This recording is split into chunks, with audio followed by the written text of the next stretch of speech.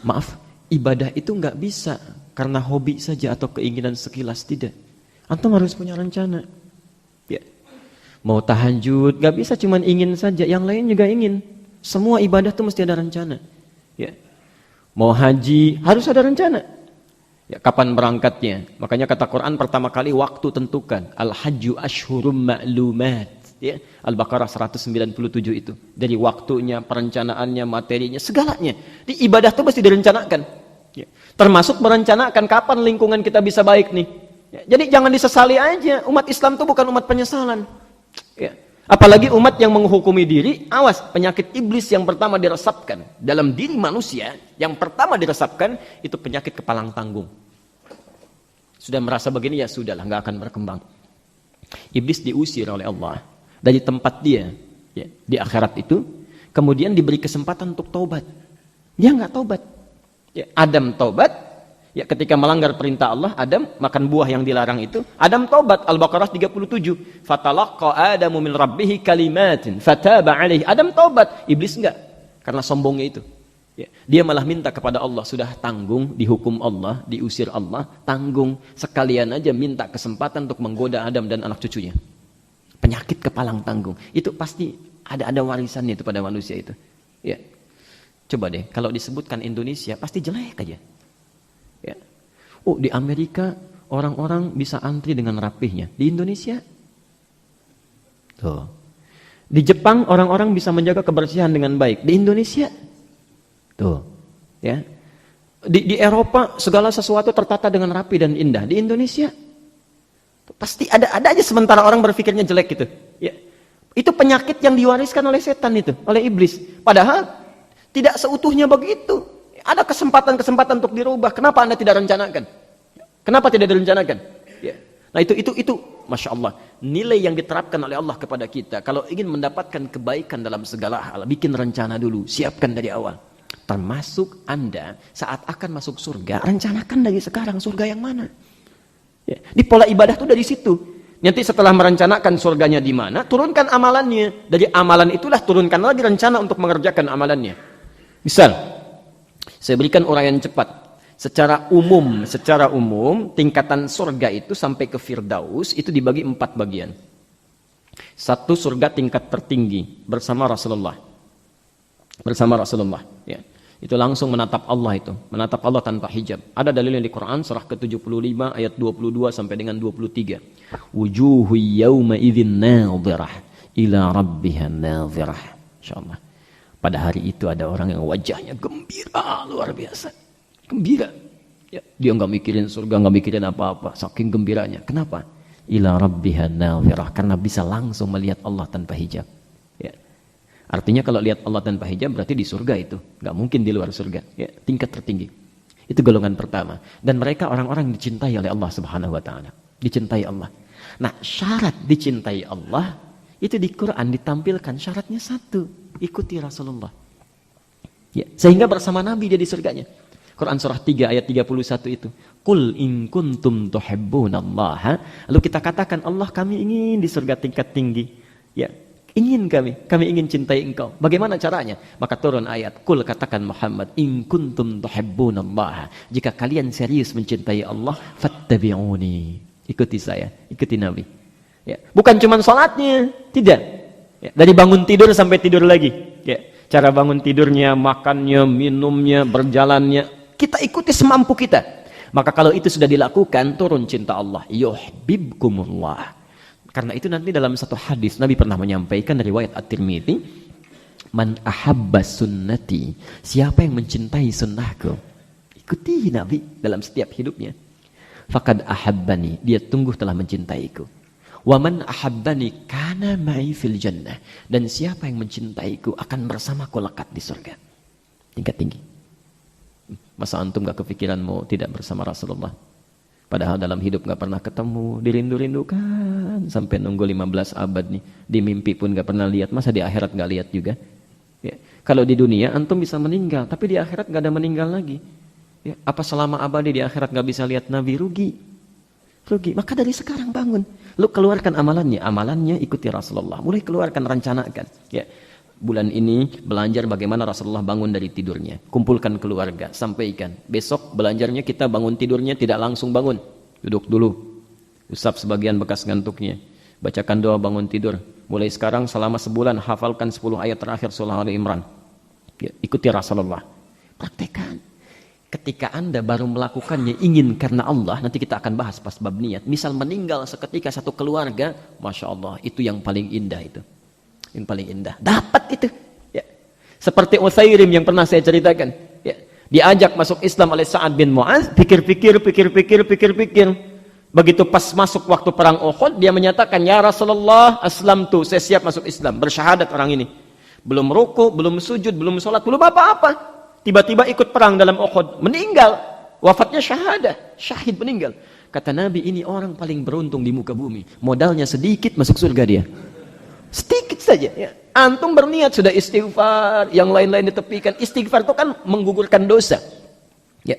Lihat, kalau Allah sudah cinta dengan seseorang, yang pertama diberikan, dosanya gugur.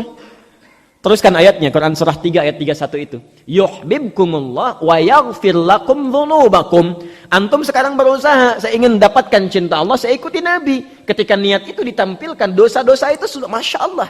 Ya. Dengan istighfar antum, dengan memohon kepada Allah diberikan kekuatan, yang lalu-lalu disesali, memohon kebaikan, itu digugurkan, dikosongkan dosanya. Begitu kosong, baru bangun tidur. Alhamdulillahilladzi ahyana ba'dama amatana. Begitu amatana, tak, malaikat datang. Assalamualaikum. Tiba waktunya untuk pulang. Masya Allah. Dan amalan pertamanya, amalan mengikuti sunnah Rasulullah. Surganya bersama Nabi itu. Modalnya sedikit, dosanya gugur, tingkat paling tinggi. Cuman amatana, tak. Ya Masya Allah. Mau seperti itu? Nanti malam ya pas doa gitu. Pas amatana, ternyata mimpi. Bangun lagi. Wah, itu satu. Surga tingkat pertama. Kedua, ada surga di taman surga. Indah sekali itu. Indah sekali. Quran surah ke-51 ayat 15 sampai dengan ayat 23-nya itu. Masya Allah. Itu indah itu, saking indahnya kami sering bacakan itu. Innal muttaqina fi jannatin wa uyun. Sementara orang takwa ada tinggalnya di taman surga. Ya. Bagaimana keindahan taman surga itu? Akhidhina ma atahum rabbuhum. Kalau ingin apa-apa, itu langsung Allah yang memberikan. Tanpa perantara. Ya. Quran surah 51 dari ayat 15-nya. Kalau surga lain, itu yang kasih pelayan surga. Namanya wildanun mukhalladun. Kalau sekarang pengen minum, ini gelasnya masih biasa. Tapi nanti bi aqwabi wa abariqa wa ka'sin min ma'in. Ya. Bapak pengen minum misalnya, masuk ke surga biasa. Misal, begitu mau minum, baru kepikiran datang pelayan surga. Cantik ya, luar biasa Pak. Kata Nabi, ma la 'ainun ra'at wa la udhunun sami'at wa la khatara 'ala qalbi bashar. Belum pernah terbayangkan, belum pernah dilihat, belum pernah didengar bagaimana keadaannya. Dibandingkan istri bapak sekarang pun jauh. Jauh, Masya Allah. Ibu juga begitu, dilayani oleh siapa Bu? Pangeran surga datang. Gantengnya luar biasa, tak terbayangkan kemilaunya, membawa gelas-gelas dilapisi oleh emas berkilauan dengan mutiara. Indah sekali, tak terbayangkan. Jauh ketika ibu melihat bapak. Jauh. Masya Allah. Indahnya luar biasa itu. Itu surga biasa. Taman surga, Allah yang kasih, tanpa perantara. Kun fayakun ada, enggak usah dibayangkan. Ya. Innahum kanu qabla dzalika muhsinin. Sebelum mereka masuk ke situ, di dunianya itu punya amalan-amalan tertentu, muhsin orangnya. Apa amalannya? Rencanakan, keluarkan dari sekarang. Kanu qalila minal laili ma yahja'un. Satu orang itu kalau malam sedikit dia tidurnya. Bahasa Quran, qalila sedikit ma yahja'un tidurnya, dibanyak dia ibadah. Salatnya, zikirnya, istighfarnya. Jadi waktu malam itu cuma sedikit buat istirahat. Ya, coba lihat deh. Lihat, Masya Allah. Antum sesibuk apa sih?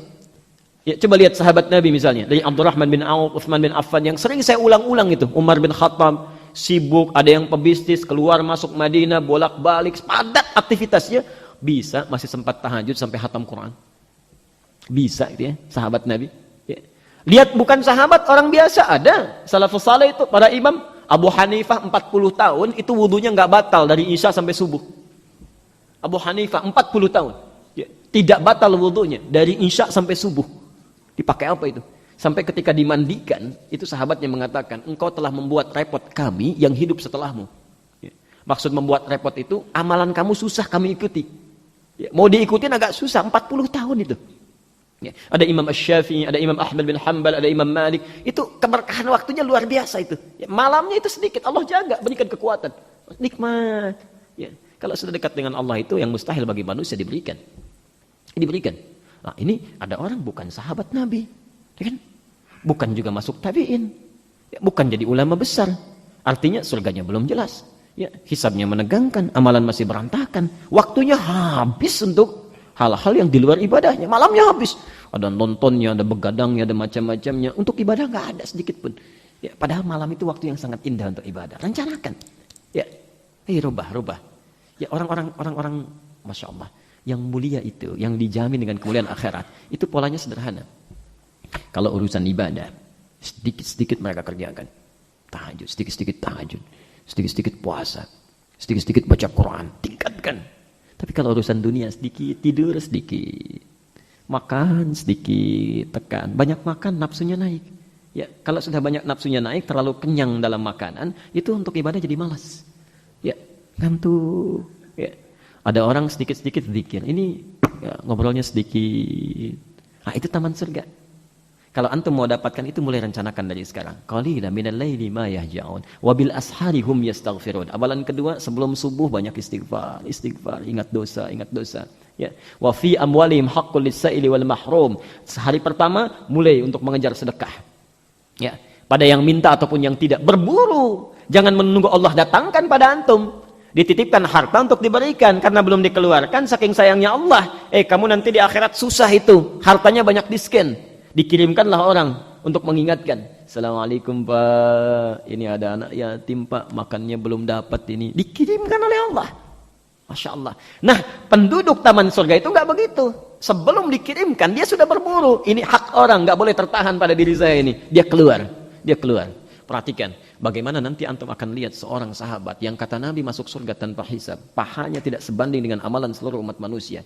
Dalam sehari dikeluarkan amalan-amalan penduduk surga seluruhnya. Oleh beliau itu diupayakan untuk dilakukan dalam satu hari. Nabi pernah mengumpulkan sahabat, ditanya, siapa yang sudah ke masjid hari ini? Semua mengacungkan tangan. Siapa yang sudah menunaikan salat sunnahnya? Semua mengacungkan tangan. Siapa yang sudah menunaikan sedekah? Sebagian mengacungkan tangan. 1, 2, 3 mengacungkan tangan. Siapa di antara kalian yang telah menengok orang sakit? Yang dari banyak tadi itu sebagian turun lagi, sebagian mengangkat. Di antara kalian siapa yang sudah mengantarkan jenazah? Berturun lagi. Di antara kalian siapa yang sudah menyolatkan jenazah sebelumnya? Cuma 1 orang yang seluruhnya mengangkat tangan. 1 orang, Abu Bakar As-Siddiq. Saya. Berburu beliau. Berburu itu. Ayo coba, rencanakan dari sekarang. Dari amalan itu apa yang sudah dilakukan? Jangan-jangan rumusnya tertukar. Diminta sedikit tidur, tambah lagi. Sedikit-sedikit tidur. Minta sedikit makan, tambah lagi. Sedikit-sedikit makan. Sekarang rubah, rencanakan. Ya. Nomor 3, itu surga yang seluas langit dan bumi. Ya. Seluas langit dan bumi. Tidak sedikit orang yang suka ini. Ya. Bahkan sahabat Nabi, ada yang merasa diri, aduh saya nggak mampu kalau yang paling atas. Saya nomor 3 saja. Itu ada di Musannaf Abdul Razak, nomor hadis 20.559. Kalau punya kitabnya jilid ke-11. Ya. Antum buka jilid ke-11 halaman 287, bisa temukan itu. Ya. Kalau enggak punya kitabnya, dengarkan saja, saya bacakan hadisnya.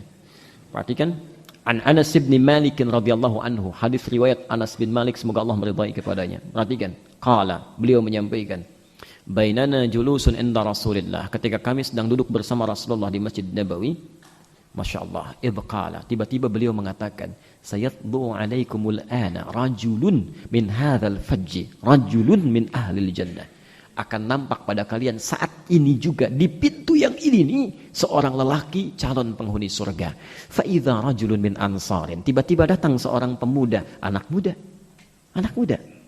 Perhatikan, ada anak muda ya, masih senang ke masjid. Maaf Pak ya, kalau yang sepuh ke masjid itu wajar. Tapi kalau anak muda yang dunianya penuh dengan permainan, olahraga, sendaguro, mau ke masjid itu nggak wajar. Makanya saat nanti sebelum masuk surga itu dinaungi dulu saat hisabnya. Orang kepanasan ini tenang saja, Masya Allah. Tenang saja itu. Ya. Jadi ada pemuda Real Madrid, ada pemuda Real Masjid. Ya. Itu beda itu. Yang satu suka nonton, yang satu suka ke masjid.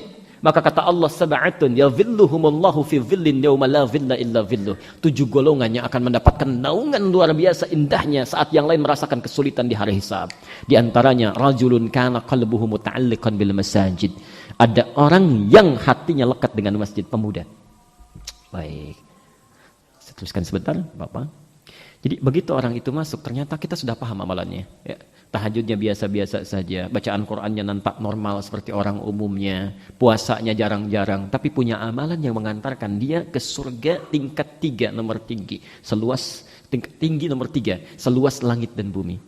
Apa amalannya? Kita lihat di Ali Imran ayat 133 sampai 134 itu. Untuk merencanakan ya. Wasari'u ila maghfirati min rabbikum wa jannatin arduhas samawati wal ardh. Segera tobat, ayo tobat dulu ya.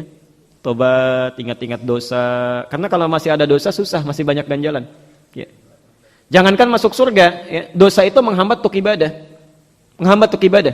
Jadi kalau orang banyak dosa, untuk ibadah itu malas. Awas hati-hati. Kalau antum malas ke masjid, malas ibadah, bahkan malas yang ibadah standar ya. Salat itu standar. Jadi kalau ada orang masih malas salat, pasti ada dosa dalam dirinya. Keluarkan dulu. Keluarkan. Bagaimana bisa masuk surga, ibadah aja nggak bisa. Ya. Oh, hati-hati ya. Sekali lagi, baik tidak akan bertemu dengan buruk. Kalau antum sulit tergerak melakukan kebaikan, yang buruk agak cepat-cepat, itu artinya ada dosa dalam diri. Harus keluarkan. Rumusnya, wasari'u, percepat, jangan ditunda. Percepat untuk istighfar, mohon ampunan kepada Allah. Sara'a itu pikiran pun jangan. Jadi begitu ingat dosa, segera, seketika. Minta ampun. Ya. Begitu antum banyak fikirkan, maut bisa datang lebih cepat tanpa harus antum pikirkan. Ya. Saya mau istighfarnya malam aja sekalian tahajud biar lebih khusyuk. Begitu keluar dari Masjid As-Salam, datang malaikatnya, baru dibuka pintu mobil, mau masuk, yang keluar malaikat maut. Assalamualaikum. Tak pulang. Baru rencana tuh. Jangan banyak direncanakan kalau tobat itu. Amal yang direncanakan itu. Istighfar. Setelah itu, dambakan minimal bisa masuk surga seluas langit dan bumi. Disediakan bagi sebagian orang takwa. Apa amalannya? Alladzina yunfiquna fis sarra'i wad dharra wal kadhibina al ghaidha. Banyak berbagi dengan orang. Kalau belum mampu tahan amarah, jangan marah. Sudah enggak bisa ngasih, marah lagi. Ya. Wal afina 'anil nas. Ada orang salah, cepat maafkan. Tidak mudah itu. Tidak mudah. Antum rajin salat, belum tentu bisa menahan amarah. Salatnya memang rajin, begitu keluar dari sini sendalnya hilang. Semua diinterogasi, DKM ditanya-tanya, gimana sih merawat masjid gak bagus, sendal sampai hilang. Padahal yang hilang sendal jepit aja biasa. Masya Allah, hebohnya itu luar biasa, bikin status. Masya Allah, tidak mudah itu. Makanya orang yang menahan amarah sanggup, itu artinya hatinya luas. Luas. Maka akan diganti dengan surga yang lebih luas dibanding keluasan hatinya. Seluas langit dan bumi. Yang terakhir, yang keempat itu kelas ekonomi saya istilahkan. Biasa saja. Jadi, di surga di Qur'annya disebutkan jannah saja. Jannatin. Tidak dilukiskan seperti apa keistimewaannya. Tapi oleh Nabi, kelas ini pun kalau masuk ke dalamnya, itu keindahannya belum pernah dilihat oleh mata, belum pernah didengar oleh telinga, belum pernah dibayangkan dalam pikiran. Karena itulah Kitabus Siyam di Al-Bukhari, nomor hadis yang pertama.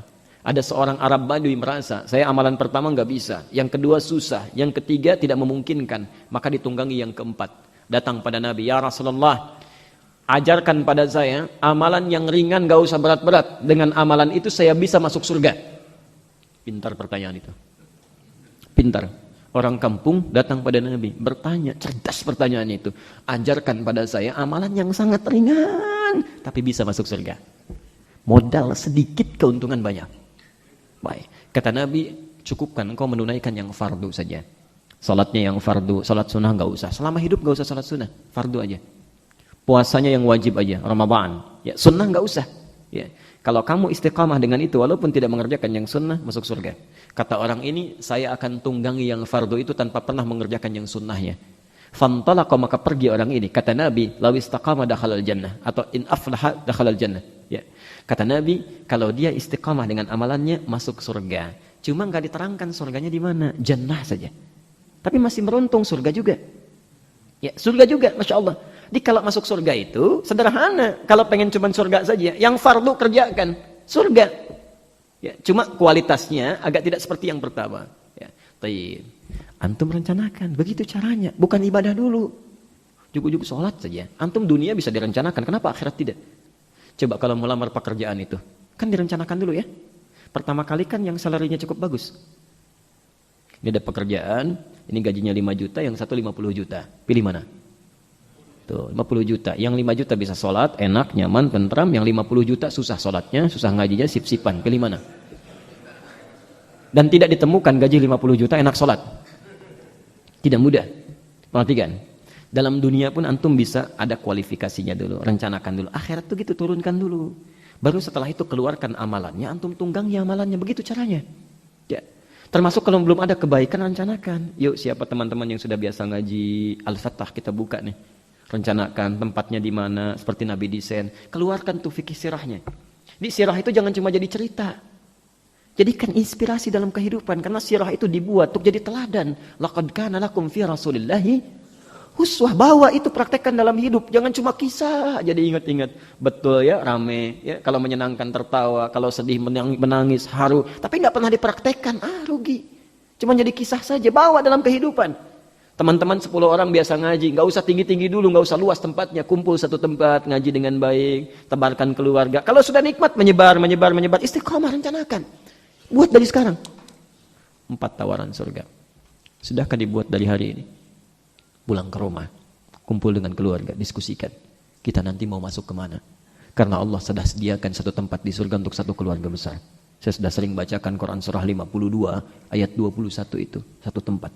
Diskusi. Ibu mau di mana, Bu? Surga yang mana?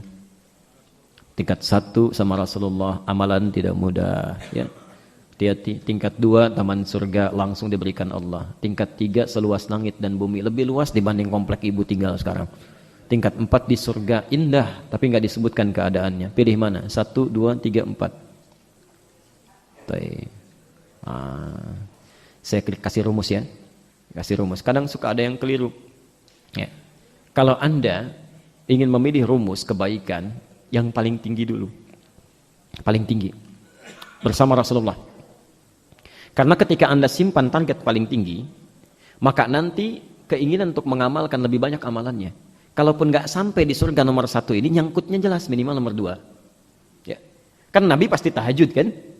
Nabi pasti senang sedekah. Antum kerjakan itu, nggak sampai pada yang pertama, nyangkut nomor 2. Nggak sampai nomor 2, nyangkut nomor 3. Nggak sampai nomor 3, masa sih nggak masuk yang keempat? Nggak. Tapi kalau antum cara berpikirnya, yang penting masuk surga lah, nggak usah muluk-muluk misalnya, kelas ekonomi aja. Begitu nggak sampai ke kelas ekonomi, nyangkutnya di mana? Ini di persoalan. Ya. Jadi antum ambil yang lebih tinggi dulu, keluarkan amalan. Jelas sampai sini? Baik, kembalikan ke hadis. Walakin jihadun. Kalau sudah terbuka kebaikannya, jihad, antum mesti berjuang. Pertama, rencanakan untuk mempertahankan amalan dan meningkatkannya. Mulai sekarang visinya keluarkan dulu surganya. Dan tolong jangan egois ya, sendirian aja. Ya, ayo keluarga. Nabi aja bangunkan keluarganya. Ali diberitahu, Fatimah diingatkan, tahajud. Antum kok sendirian aja sih? Hati-hati, tetangga juga sama tuh, kerabat. Ya, masa antum olahraga bareng-bareng, makan sama-sama, diskusi sama-sama, di surga terpisah kan nggak enak. Ya, begitu antum mau naik tingkat tinggi, Assalamualaikum Pak duluan ya, naik aja. Temannya begini aja, Allah. Kenapa nggak antum ajak saat di dunia? Barangkali saking sayangnya Allah percaya dengan antum. Ini saya titipkan kamu, pada kamu menjadi tetangga, karena cuma kamu yang bisa ajak dia. Sudahkah Anda saat datang ke sini mendoakan tetangga? Atau jangan-jangan suka mencelanya saja? Ya. Begitu keluar dari sini olahraga, keluar rame gitu kan, dilihat. Tuh lihat Pak, tetangga saya, sudah bertahun-tahun tinggal di samping masjid, nggak pernah tersentuh untuk ke masjid. Lalu tugas Anda apa? Seorang ustaz pernah bertanya, seorang syekh, apa hukumnya lelaki yang tidak pernah ke masjid? Wah, maka orang mulai menjawab, haram hukumnya syekh, dosa hukumnya syekh, tidak dibenarkan itu. Masya Allah.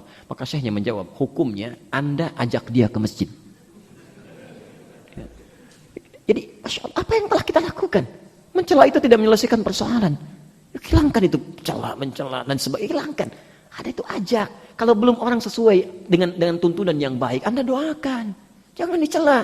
Ajak dia, tunaikan pada kebaikan, lembutkan hatinya. Itu poinnya. Ya. Jelas sampai sini? Baik. Masih ada waktu? 5 menit mungkin ya, sampai jam 6 itu. Nah, sekarang kalau Anda bertanya, Ustadz sudah direncanakan. Baik, kami sudah punya rencana, amalannya yang ini. Siap-siap. Insya Allah ke surga bergandengan tangan tingkat paling tinggi. Bersama Rasulullah, bahkan dijemput oleh Nabi. Ya, karena Nabi menunggu-nunggu itu. Saya sering sampaikan, Masya Allah. Nabi Rasul sangat sayang umatnya. Begitu mau masuk surga, Masya Allah. Ya, malaikatnya bertanya, Man ant? Siapa kamu? Muhammad, saya Muhammad. Kata malaikat penjaga surga, umirtu alla aftah hadzal bab qabla an tadkhul. Saya diperintahkan untuk tidak membuka pintu surga ini kecuali engkau yang masuk duluan. Maka Nabi menunggu umatnya sampai berkumpul, baru masuk. Padahal beliau bisa masuk sendirian. Ditunggu. Antum tuh ditunggu. Siapkan dari sekarang. Siapkan. Pulanglah ke rumah. Ngobrol dengan keluarga. Apa yang salah dengan diri kita nih? Jangan-jangan kita pulang belum siap untuk bertemu. Ayo siapkan. Yuk bikin rencananya dari sekarang. Kalau sudah siap maka jahadu. Jahadu. Nah jahadu itu artinya perjuangan secara fisik. Perjuangan secara fisikal. Di antum sudah punya rencana, buktikan lewat perjuangan fisik. Mulai. Misal, yuk saya agak percepat. Hari ini ada kesempatan sholat ke masjid. Kan masih dibuka peluangnya ya? Belum ketemu besok. Masih ada 4 waktu tuh. Zuhur, asar, maghrib, isya. Ya, bagi yang ikhwan, yang laki-laki. Antum rencanakan. Saya akan ke masjid zuhur, masjid anu. Asar, masjid anu. Jam sekian, keluarkan jamnya. Ya. Ibu mulai pasang statusnya di BBM itu bu. Ya.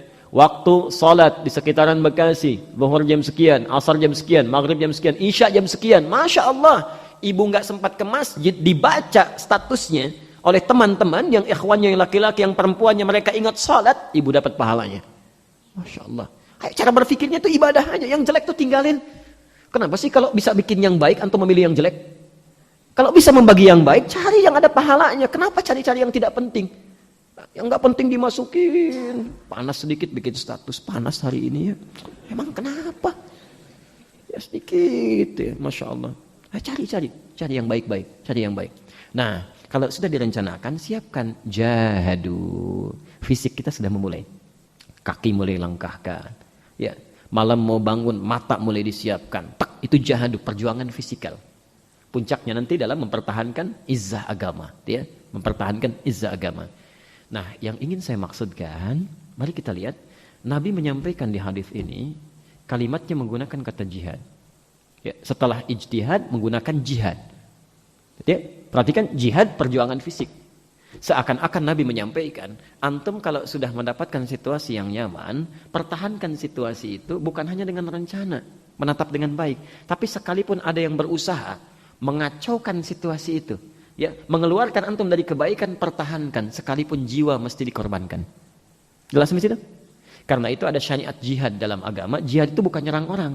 Jihad itu mempertahankan izzah Islam dan muslimin ketika diserang orang. Ya. Ketika ada orang berniat buruk, rumah aja kemalingan kan dipertahankan. Ya. Nggak ada maling datang menyatroni rumah misalnya, begitu dibuka, tek ketahuan. Pak, daripada sembunyi-sembunyi silakan langsung masuk aja, ambil apa yang diinginkan. Nggak ada. Pasti dipertahankan tuh, minimal teriak kan. Kalau urusan dunia saja antum mempertahankan, masa urusan surga antum mau diambil orang, antum diam kan? Tidak. Ada syariat itu, tapi bukan nyerang orang, bukan tembak sembarangan, tidak. Ya, ketika dilecehkan, ketika diserang, itu ada kewajiban kita mempertahankannya, itu puncaknya. Jadi kalau antum sudah ada kenikmatan, assalam, taklim enak, macam-macam, orang ganggu, boleh dikirim orang mengacau dan sebagainya, nah itu pertahankan.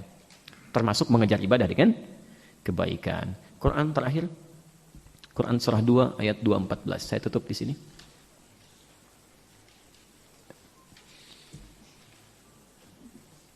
Sekarang internal dulu ya. Jangan eksternal. Eksternal itu maksudnya sedang diganggu orang bisa. Tidak. Sekarang internal dulu. Sudah punya rencana, kita mau beramal nih. Lihat urutannya. Lihat urutannya. Jadi rencanakan amalan. Ya, misal saya mau ke masjid jamaah. Masjid jamaah, rencanakan. Sampai Isya ini ke masjid jam sekian-sekian. Adzan misalnya zuhur, sekarang jam 12 misalnya, jam 12. Lewat 2 misal. Maka saya harus setengah 12 berada di masjid, rencanakan. Nah, saat antum sudah merencanakan itu, maka ujian Allah akan mulai turun untuk menguji kesungguhan, keseriusan kita. Ya. Perhatikan, ujian yang diturunkan oleh Allah di Al-Baqarah ayat 214. Am hasibtum an tadkhulul jannata. Apa Anda menduga akan mudah mendapatkan surga yang kamu inginkan itu? Kan tadi rencana punya surga ya?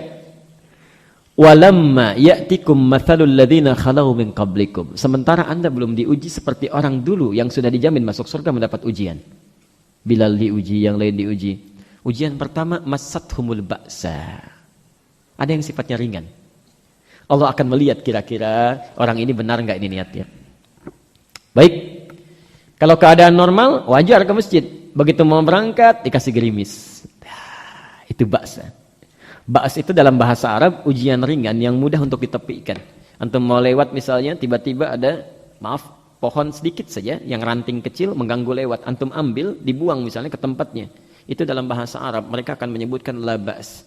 Ya, la ba's, mudah untuk diatasi. Ya akhi kaifa haluk? Bagaimana kabarnya? Dijawab la ba's. Maksudnya saya punya sesuatu masalah tapi gampang bisa saya atasi. Ya, diserap ke dalam bahasa Indonesia menjadi labas, lewat la ba'sa. La ba'sa, lewat. Baik.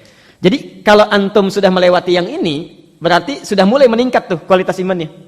Dikasih yang pertama. Karena biasanya nggak pernah ke masjid, sekarang mulai ke masjid dikasih oleh Allah hujan. Hujan kan sedikit, ya. Tapi kalau dikasih gerimis sudah banyak alasan, berarti belum serius. Dipompa lagi tuh. Ya. Begitu gerimis nggak jadi. Pak, kok nggak jadi ke masjidnya? Hujan mah. Ya. Kan cuman gerimis aja ya, kalau berangkat papa takut ria nantinya ya. Orang gak ke masjid papa berangkat cari alasan banyak macam-macam itu. Itu persoalan, berarti masih turun. Yang kedua dharra, saya cepat. Dharra itu dari kata durrun, sudah mengena pada fisik. Berdampak pada fisik. Hujannya dinaikkan lebih kencang lagi, besar, deras. Yang kalau pakai payung pun barangkali tetesannya masih ada, airnya masih mulai naik tuh ya, mulai naik, masih berangkat enggak? Tuh, naikkan. Jadi kalau antum sudah mulai bisa menunaikannya, berarti kadar keimanan antum itu semakin meningkat lagi. Peluang ke surganya lebih tinggi lagi. Kalau orang sudah terbiasa pada yang kedua, dharra ini, maka yang pertama sudah akan lewat, gak akan dipikirin. Hujan tuh gak akan mikirin payung, berangkat aja. Ya, kalau sudah lewat yang ini. Tapi kalau masih belum mau keluar, berarti perjuangan masih harus ditingkatkan lagi. Isi lagi. Yang terakhir, wazulzilu, zilzal. Zilzal itu bahasa Arabnya gempa. Ya, gempa. Idza zulzilatil, gempa, digoyang. Jadi ada tingkat ujian yang sudah mulai menggoyang hati. Ya. Sudah mulai kadang-kadang kenapa ya Allah saya mesti mengalami ini? Ya. Padahal saya rajin sholat, rajin puasa, rajin zakat, kok masih terjadi juga pada saya? Itu tingkat paling tinggi itu. Tingkat paling tinggi. Karena Allah itu kalau sudah cinta pada seorang hamba bukan dikasih dunia, dikasih musibah. Ya, kasih musibah supaya dengan musibah itu lebih lekat dengan Allah. Allah itu cemburu, maha pencemburu. Jangan ada dunia yang dia pikirkan, ingin dipikirkan tuh hanya Allah saja. Kalau sudah dekat dengan Allah, maka segala yang dianggap kurang itu akan dikembalikan dengan sangat luar biasa berlimpah. Berbahagialah antum kalau sedang menjalani kebaikan tiba-tiba kehilangan dunianya misal. Ya. Wah, perusahaan jadi bangkrut, ini jadi bermasalah, macam-macam. Itu dibuat oleh Allah supaya namanya sering disebut. Itu tingkat paling tinggi. Ya, dulu pun ada yang mengatakan hatta yaqula rasulu walladzina amanu ma'ahu mata nasrullah. Sampai Rasul dan orang beriman pada masa itu pernah mengatakan, ya Allah kapan pertolongan Engkau akan tiba? Ya. Ada itu, akan ada situasi itu. Ya Allah, saya ingin mendekat tapi persoalan tidak pernah tuntas. Kenapa begini? Allah yakinkan pada hati antum, itu antum sedang mencapai tingkat yang paling tinggi. Allah sedang turunkan cintanya, cepat ambil, jangan tinggalkan. Ya, gak pernah ke masjid, begitu masuk masjid keluar sendal hilang. Yakin pasti ini ujian. Besoknya datang lagi sepatu hilang. Allah, kenapa begitu saya mau ke masjid kok hilang? Misal, kalau antum tidak punya rumus ini, kesimpulannya akan terlalu jauh. Barangkali hamba belum siap menjadi hamba yang soleh. Gak ke masjid lagi. Allah. Padahal mungkin Allah sedang ingin menghilangkan yang haram yang masuk dalam diri itu. Karena yang haram itu tidak layak bagi orang yang sudah dicintai oleh Allah. Yang haram itu rezeki para pencuri. Pencuri itu nggak akan ngambil yang halal. Ya, dia akan ngambil yang haram. Karena makanannya yang jelek. Ya, makanannya yang jelek. Dengan perbuatannya jadi haram. Bukan berarti kalau kehilangan berarti haram. Gitu ya. Kan begitu. Dengan perbuatannya dia mengambil sesuatu yang buruk. Jadi kalau antum misalnya sudah ikhtiar kemana-mana tidak didapatkan. Itu yakinlah bahwa Allah sedang ingin mengambil sesuatu yang tidak tepat untuk antum. Dah. Alhamdulillah Allah telah menghilangkan beban pada saya supaya nanti ketika dia hisab ringan hisab saya, kan enak. Coba, maaf ya. Yang antum sekarang pegang, yang antum rasakan, tinggali, itu titipan atau milik sendiri? Titipan. Sekarang lihat sini. Saya mau titipkan misalnya pada Pak Ihsan. Pak Ihsan nitip mobil ya. 1. Diterima apa? Terima. Sekarang ada 10 orang nitipin mobil lagi. Diterima? Terima. 100 orang nitipin mobil lagi. Diterima? Maaf Pak, ini bukan parkiran. Mulai bikin tuh ya. Jadi umumnya orang kalau menerima titipan tuh gak mau banyak-banyak. Kamu banyak-banyak karena capek merawatnya. Kamu banyak-banyak, sedikit aja cukuplah. Supaya saat diambil itu oleh pemiliknya bisa mempersembahkan dengan kebaikan. Saya nitipkan handphone, dikembalikan. Oh, LCD-nya rusak, belakangnya ada tulisan, ini ada coretan. Nomor kontaknya ganti semua misal. Bagaimana perasaan saya?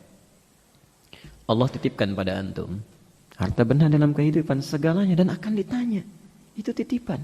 Normalnya orang nitip itu selalu ingin menerima sedikit, tapi ada orang paling aneh di muka bumi. Aneh ini, bukan di sini, di luar. Aneh. Begitu dititipkan oleh Allah supaya mempermudah hidupnya, dia pengen banyak. Titipkan sepeda, ya Allah nggak cukup rasanya sepeda, hamba ingin motor. Kasih motor, duhai Allah, dengan motor hamba sudah bisa ikhtiar, tapi ada tempat yang belum bisa hamba jangkau kecuali dengan mobil. Padahal angkot sudah disediakan, rezekinya sudah diberikan, minta lagi banyak. Begitu mau ke surga, masya Allah. Maaf, terlalu banyak yang menghambat dia untuk cepat melaju ke surga karena banyak yang di-scan. Jadi kalau dititipkan sesuatu, prinsipnya sesuai kebutuhan aja. Jangan banyak keinginan, capek hidup dengan keinginan itu. Capek. Mau makan, sesuai kebutuhan. Yang penting tayyib, halal, tayyib. Selesai, makan. Tapi kalau banyak keinginan, malam mau makan, nasi goreng Tanah Abang kayaknya enak ya. Ayo Pak, berangkat. Udah lama gak makan itu. Berangkat. Keinginan tuh. Padahal nasi di situ ada, lauknya lengkap. Allah sudah kirimkan rezeki. Kena macet di jalan terus sampai jam 11. Nyampe Tanah Abang tutup nasi gorengnya. Allah. Udah pulang nggak tahajud gitu kan, nggak makan juga, keinginan tuh. Capek hidupnya, capek ya. Sampai sini dulu ya. Sampai sini dulu. Baik. Jadi kalau antum ingin dapatkan itu semua, yakin ya. Kalau sekarang ada yang sedang kena musibah, masalah dan sebagainya, jangan putus asa. Antum dipercaya oleh Allah karena bisa mengatasinya. Pasti sanggup itu. Saya tutup dengan ayat. Karena itu, ketika Anda sudah bisa melakukan semua ini, maka diturunkanlah ayatnya. Kalau 214. Ya, 214. Tadi kan ada masalahnya ya. Nah, ketika masalahnya sudah bisa diatasi, cabut duanya tuh, ambil. Tempatkan di tempat yang terakhir. 142 Ali Imran ayat 142 ya. Am hasibtum an tadkhulul jannata. Sama itu dengan sebelumnya, tapi yang ini solusinya. Apa Anda kira Anda akan mudah begitu saja masuk kepada surga yang Anda cita-citakan itu? Walamma ya'lamillahu alladhina jahadu minkum wa ya'lamas sabirin. Sementara Allah belum melihat ijtihadnya, jihadnya plus mujahadah. Maaf sedikit. Mujahadah itu perjuangan untuk mengatasi gejolak dalam jiwa. Ya, kadang-kadang yang turun naik itu kan jiwanya. Ya, rencana sudah ada, fisik mau berangkat, tapi di hati datang malas, ya. Turun naik itu mengatasinya dengan mujahadah.